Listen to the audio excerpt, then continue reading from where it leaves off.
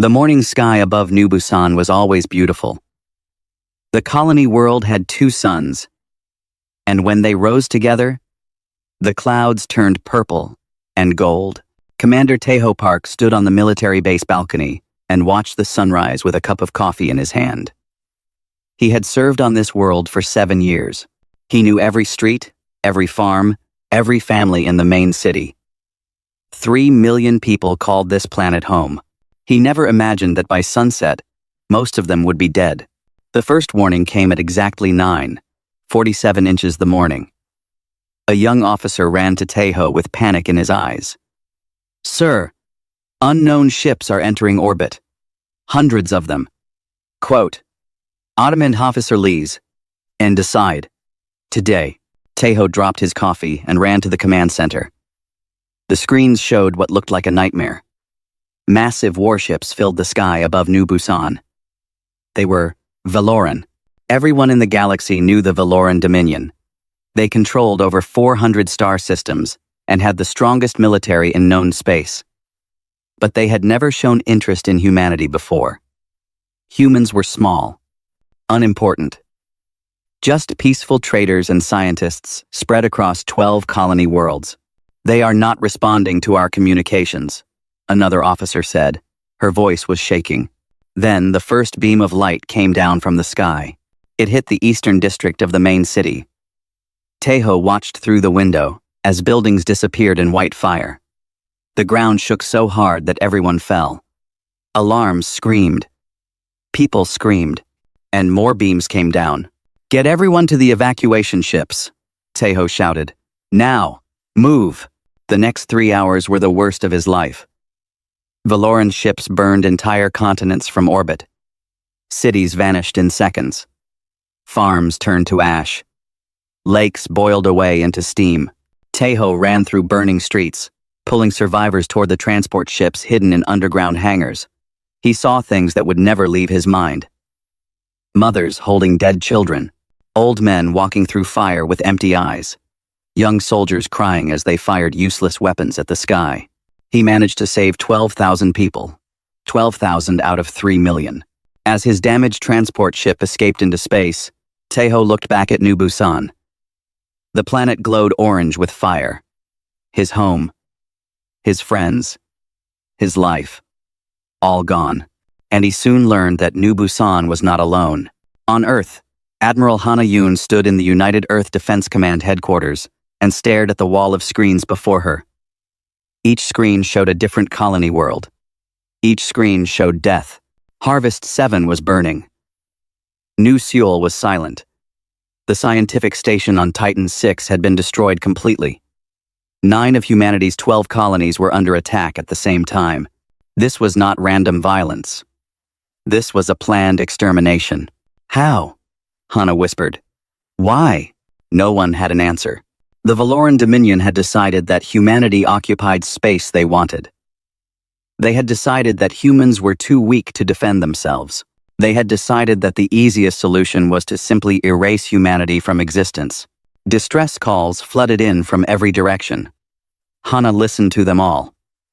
She heard children crying for their parents.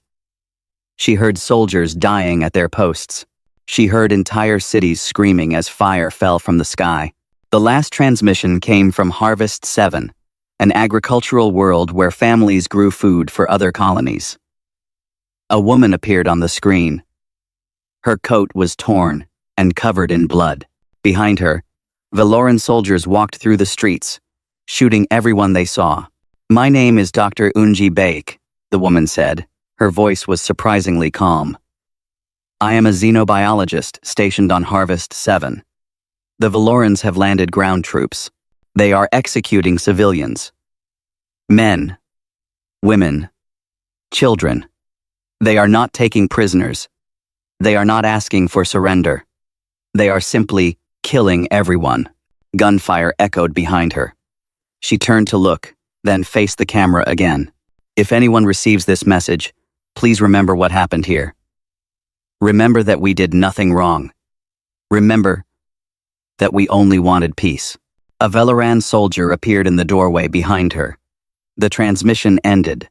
Hana Yun stood perfectly still. Around her, officers wept openly.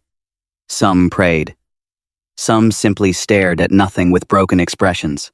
847 million humans died that day. The galactic community sent messages of sympathy. The elder races, species who had traveled the stars for millions of years, expressed their regret. But none of them offered help. None of them threatened the Valoran Dominion. None of them did anything at all. We advise humanity to negotiate surrender terms. One alien ambassador said, "The Valorans are too powerful. Resistance will only lead to more death." Admiral Hana Yun read that message 3 times. Then, she deleted it. Earth's government met in emergency session. World leaders argued and shouted and blamed each other. Some wanted to surrender. Some wanted to fight. Some wanted to hide and hope the Valorans would be satisfied with the colonies they had already destroyed. Admiral Yoon listened to all of it. Then she stood and spoke 3 words that silenced the room. "I have something." Deep beneath the mountains of Korea, there was a facility that did not officially exist. It had been built 200 years ago, after humans found a crashed alien ship in the ocean. The technology inside that ship was beyond anything the galaxy had ever seen. And for 2 centuries, humanity had studied it, learned from it, and built weapons that were never meant to be used. The world leaders listened as Hana explained what humanity had hidden from the rest of the galaxy. Their expressions changed from despair to something else, something darker. "We are not helpless," Hana said. "We chose peace because we believed it was right. We chose diplomacy because we believed in cooperation. But we always prepared for the possibility that others would not share our values. The Valorans think we are weak. They are wrong." That night, Earth stopped all communications with the outside galaxy. Ships stopped launching. Signals stopped broadcasting. To the rest of the universe, it looked like humanity had accepted its fate and was quietly waiting to die. The Valorans celebrated their easy victory. The galaxy forgot about the small, unimportant species. And in the silence, humanity began to prepare. 3 months passed after the attacks. The Valoran Dominion sent scouts to check on Earth. They found a quiet planet, with no military activity. They saw humans rebuilding their cities, burying their dead, and mourning their losses. The Valoran commanders laughed. The primitive species was doing exactly what they expected. Giving up. Accepting death. They could not have been more wrong. Commander Taeho Park had spent those 3 months traveling to a place that was not supposed to exist. His transport ship flew low over the Korean mountains, then descended into a valley that appeared empty on every map. A door opened in the mountainside, and Taeho entered a world hidden from all eyes. The underground facility was enormous. It stretched for hundreds of kilometers beneath the earth.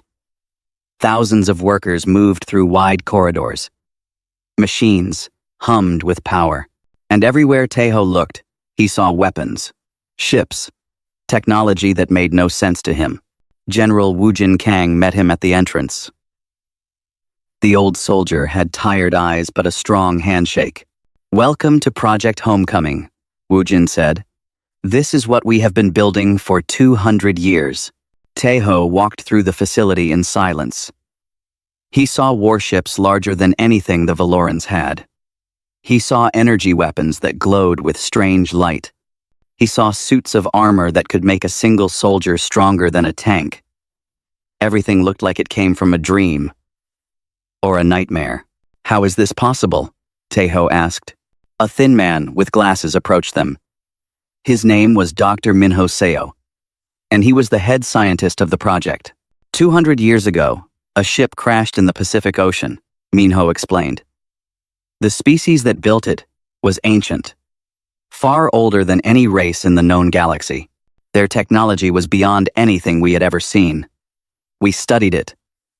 We learned from it. And we improved upon it. 1. He pointed to a massive warship hanging in an underground dock. It was black as night and shaped like a knife. "The Valorans think their weapons are advanced," Minho said with a small smile. Compared to what we have built, their technology is like children playing with sticks. Tejo stared at the ship. Why did we never use this? Why did we let them kill our people? General Wujin answered. Because we hoped we would never need to. Because using these weapons means becoming something we never wanted to be. But they have forced our hand. They have taken everything from us. Now, they will learn what that means.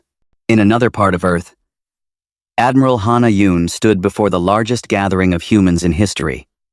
8 billion people watched her broadcast. Survivors from destroyed colonies listened from refugee camps. Soldiers stood at attention in every military base on the planet. Hana wore her dress uniform.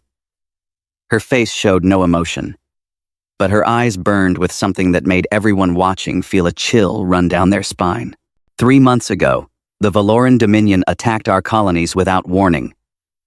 They killed 847 million of our brothers and sisters. They burned our cities. They murdered our children. And when we begged the galaxy for help, we were told to surrender. She paused. The silence was absolute. We will not surrender. We will not forgive. We will not forget. The Valorans believe they have destroyed us. They believe we are weak and helpless. Today, I want to tell them the truth. Behind her, screens showed images of the secret fleet. Thousands of warships rose from hidden bases across Earth. They emerged from underground hangars, from beneath frozen lakes, from inside hollow mountains. The ocean parted as massive vessels climbed from facilities built on the seafloor. We did not lack the power to fight, Hana continued. We lacked the will. We chose peace because we believed in a better way. We chose mercy because we valued life. The Valorans have taken those choices from us. They wanted war. Across the planet, millions of volunteers rushed to join the new fleet. Many were survivors of the colony attacks. They had lost families, homes, and everything they loved. They did not join for glory or honor. They joined for revenge.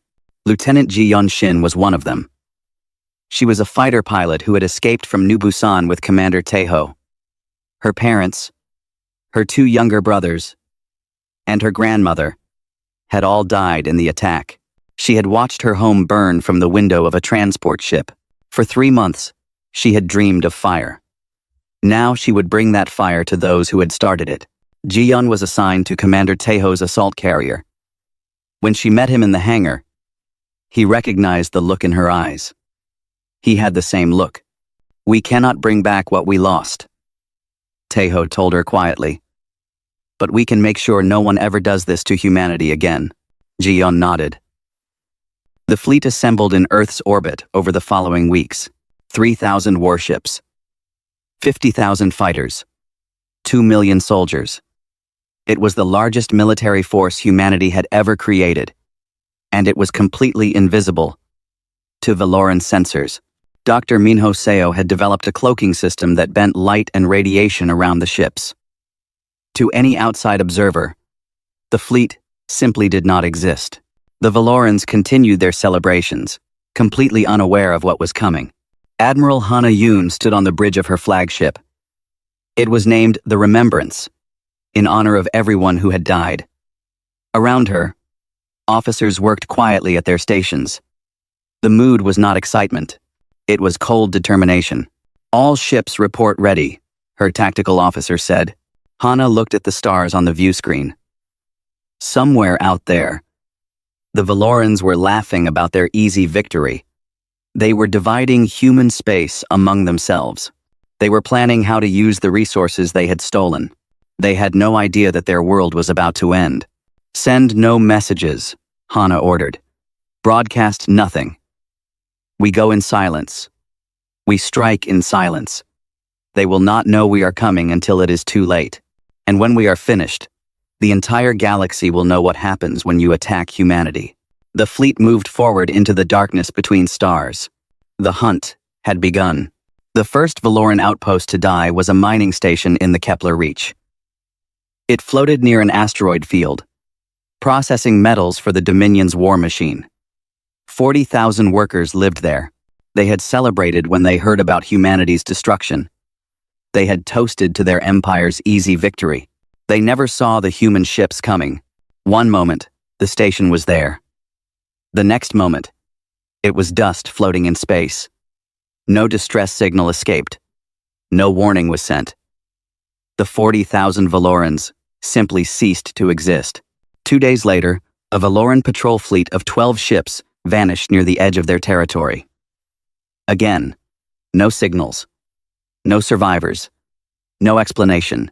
Then another outpost disappeared. Then 3 cargo ships. Then an entire military base on a small moon. The Valoran High Command grew worried. They sent investigators to search for answers. The investigators also vanished. Admiral Hana Yun watched the reports from her flagship and felt nothing. No joy, no satisfaction, just cold purpose. She had divided her fleet into 12 hunter groups, each one named after a destroyed human colony. Commander Taeho Park led the New Busan group. His orders were simple. Strike fast, leave nothing behind, and never let the enemy see your face. Captain Ariam Choi, Taeho's tactical officer, had developed a method that the fleet called the Ghost Protocol. Human ships used their fold space drives to appear inside enemy formations. They fired once. They killed everything. Then they vanished before enemy sensors could even detect them. To the Valorans, it seemed like their ships were exploding from inside. They blamed mechanical failures. They blamed sabotage from traitors. They blamed angry gods. They blamed everything except the truth, because the truth was impossible. Humanity was supposed to be dead. Humanity was supposed to be weak. Humanity could not possibly be hunting them across the stars. Lieutenant Jiyeon Shin flew her fighter in every engagement. She never hesitated. She never missed. When Valoran escape pods tried to flee, she destroyed them without mercy. Some of her fellow pilots worried about her. They saw how she never smiled, never laughed, never spoke about anything except the mission, but they did not judge her. They all carried the same weight. They had all lost someone. Intelligence officer Sunwoo Lim spent his days intercepting Valoran communications. What he heard made him smile for the first time in months. The enemy was terrified. Valoran commanders screamed at each other, demanding explanations that no one could give. Crews refused to board their ships.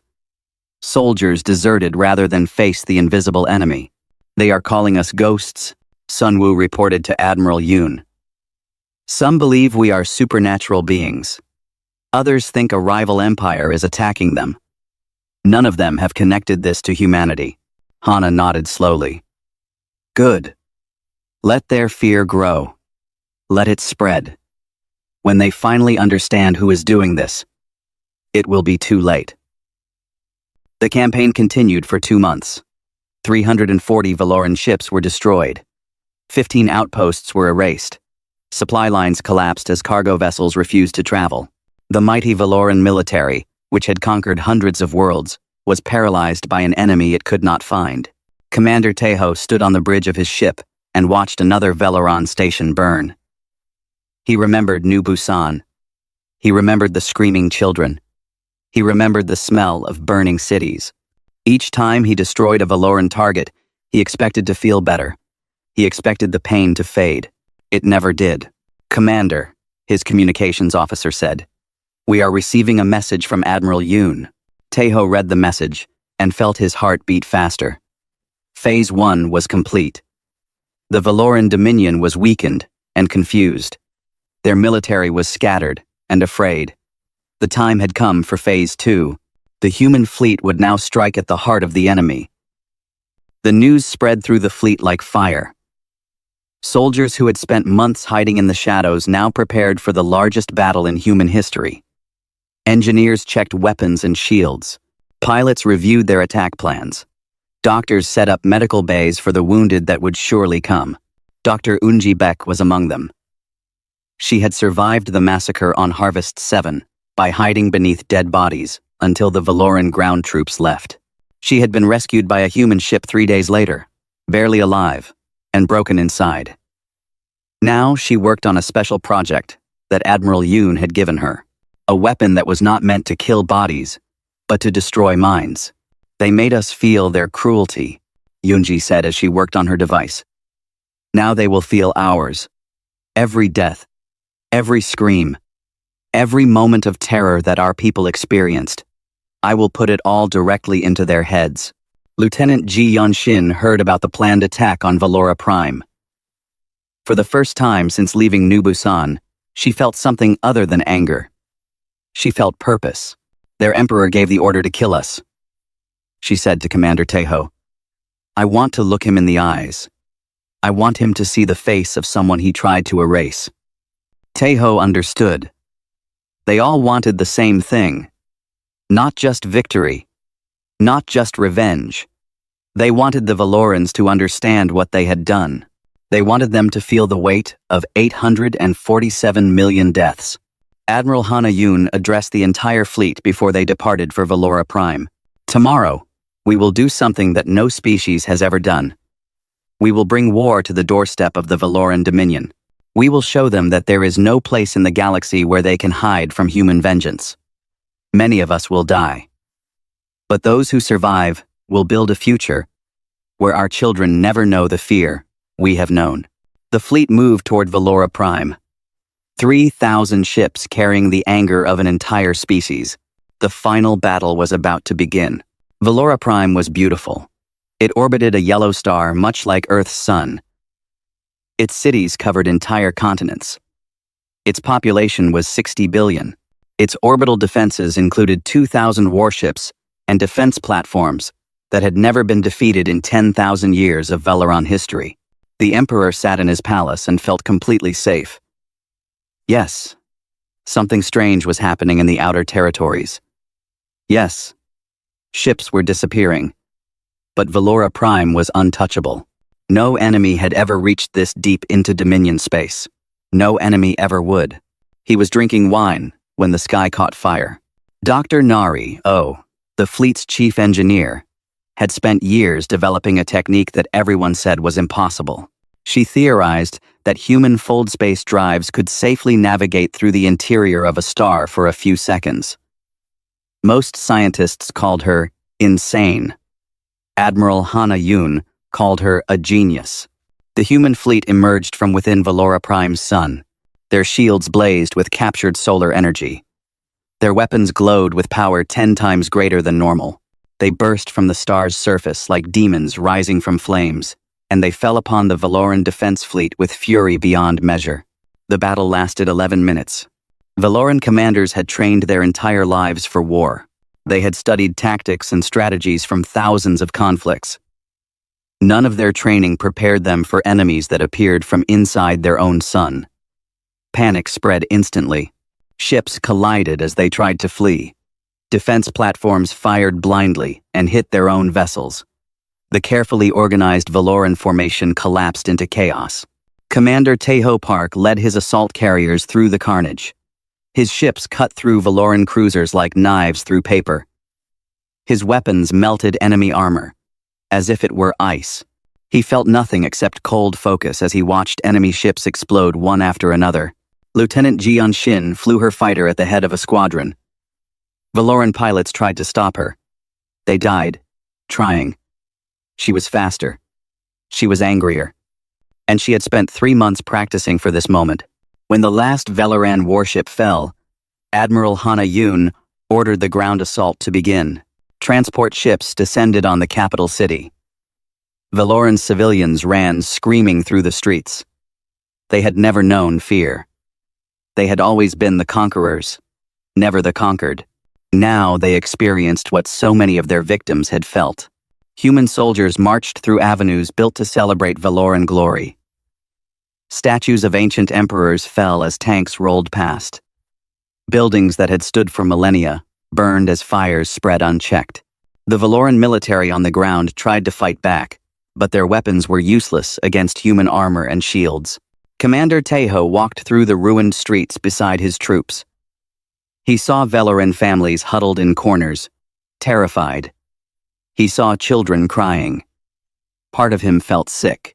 These civilians had not attacked New Busan. These children had not killed his friends. But then he remembered human children crying on New Busan. He remembered human families running through burning streets. He remembered that the Valorans had shown no mercy. None at all. "Keep moving," he ordered his troops. "Our target is the palace." The emperor watched the invasion from his throne room. He had sent broadcast after broadcast, offering surrender. The humans had not responded. He did not understand. Every other species in the galaxy would have accepted surrender. Every other species valued the end of bloodshed over continued violence. The humans were different. Admiral Hana Yun finally responded to his messages with a single sentence. "We do not want your surrender. We want you to understand." Meaning. Munning. Munning. Munning. Munning. The emperor did not know what that meant. He soon found out. Lieutenant Ji Yun-shin flew her fighter through the massive windows of the throne room. Glass exploded inward. Guards ran for cover. The emperor fell from his throne and crawled backward in terror. Ji Yun did not fire. She simply hovered there, her fighter floating in the middle of the room, and she opened her cockpit. She wanted him to see the face of a young woman he had tried to kill. She wanted him to know that his genocide had failed. "Look at me," she said. "Remember my face. I am from New Busan. You killed 3 million people there. You killed my family, but you did not kill all of us. And now I am here, in your home, looking down at you as you crawl on the floor like an insect." The emperor stared at her with wide, terrified eyes. Then Dr. Yoonji Baek activated her device. It was a machine designed to broadcast neural patterns directly into organic minds. Yoonji had spent months loading it with recordings from human victims. Every colonist who had died in the attacks had worn neural implants that recorded their final moments. 847 million deaths. 847 million sets of memories. Every Valoran on the planet received them all at once. They felt every moment of human terror. They experienced every death. They heard every scream, every cry for mercy, every prayer whispered by dying children. The weight of it all crashed into their minds like a tidal wave. Across Valora Prime, the population collapsed. Billions fell where they stood, overwhelmed by the horror of what their empire had done. Many went catatonic, their minds destroyed by the flood of death. Others screamed and clawed at their own heads, trying to escape memories that were not their own. The emperor writhed on the floor of his throne room, experiencing the death of every human he had ordered killed. He felt mothers lose their children. He felt children watch their parents die. He felt old men burn alive and young soldiers scream as buildings fell on them. It lasted for hours. When it finally ended, Valora Prime was silent. Its population still lived, but they were broken. They would never forget what they had felt. They would carry those memories forever. Admiral Hana Yun walked through the capital city as her troops secured the area. She looked at the Valorans lying in the streets, alive but destroyed inside. She had done this. She had ordered it, and she did not regret it. "Send the fleet to every major Valoran system," she commanded. "Do not attack. Simply appear. Let them see us. Let them know we can reach anywhere." The message spread across the Valoran Dominion in hours. The Ghost Fleet was real. The humans had returned, and they had brought something worse than death. One by one, Valoran colonies declared independence. Military commanders killed themselves rather than wait for the humans to come for them. The empire that had taken 10,000 years to build collapsed in weeks, and humanity was just getting started. 1 year had passed since humanity broke the Valoran Dominion. The galaxy had changed in ways that no one had expected. Species that had ignored humanity for centuries now waited anxiously for any word from Earth. Empires that had laughed at the small, peaceful humans now spoke of them in whispers. Ambassador Junho Lee walked into the Galactic Council chamber with quiet confidence. Representatives from 200 species filled the enormous room. Many had traveled from distant stars just to see this moment. The small, unimportant species called humanity was finally claiming its seat among the great powers. The chamber was completely silent as Junho reached the central platform. He looked around at faces of every shape and color. Some showed curiosity. Some showed respect. Most showed fear. 1 year ago, Junho began. The Valoran Dominion attacked humanity without warning. They killed 847 million of our people. They burned our colonies. They tried to erase us from existence. He paused and looked directly at the representatives of the elder races. These were species that had traveled the stars for millions of years. They had vast empires and ancient wisdom. They had also refused to help when humanity begged for intervention. We asked this council for help. Junho continued. We pleaded for protection. You told us to surrender. You told us the Valorans were too powerful. You told us to accept our fate. Junho continues. Several representatives looked away, unable to meet his eyes. We did not accept our fate. We handled it ourselves. The Valoran Dominion is destroyed. Their emperor lives as a broken shell, haunted by the memories of every human he ordered killed. Their military no longer exists. Their empire has shattered into pieces that will never reunite. Junho spread his hands. Let this serve as notice to every species in this galaxy. Humanity does not start wars. We prefer peace. We prefer cooperation. We prefer to solve problems with words instead of weapons. But if anyone attacks us, if anyone tries to harm our people, we will respond.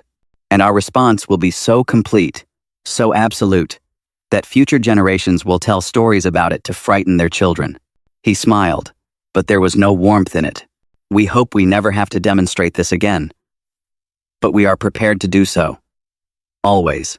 The chamber remained silent long after he finished speaking.